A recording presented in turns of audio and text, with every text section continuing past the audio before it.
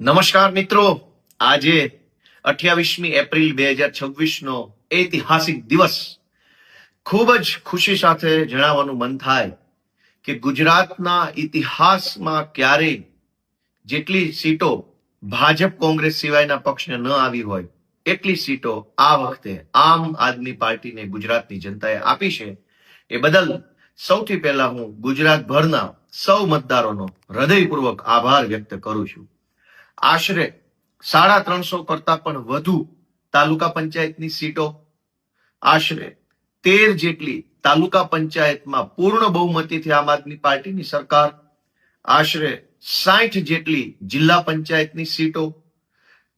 નર્મદા જિલ્લામાં જિલ્લા પંચાયતમાં પૂર્ણ બહુમતીથી આમ આદમી પાર્ટી, જુનાગઢ જિલ્લામાં મુખ્ય વિપક્ષ તરીકે આમ આદમી પાર્ટી, અન્ય અનેક જિલ્લાઓમાં જિલ્લા પંચાયતની સીટો સાથે આમ આદમી પાર્ટી આગળ વધી